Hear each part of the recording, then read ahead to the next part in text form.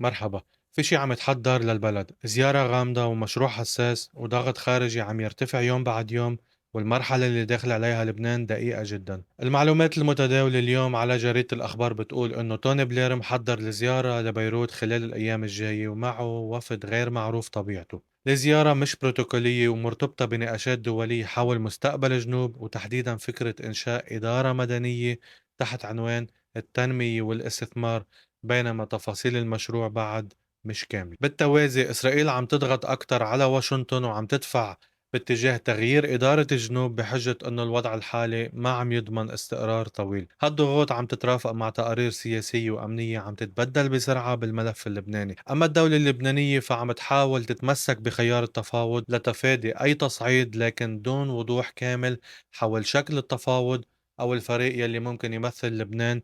هيدا الغموض عم يزيد القلق من المرحلة الجاية. الخلاصة، في تحرك لافت، مشروع مطروح لإدارة الجنوب بصيغة جديدة، وضغوط خارجية عم تتوسع، والأمور مش واضحة.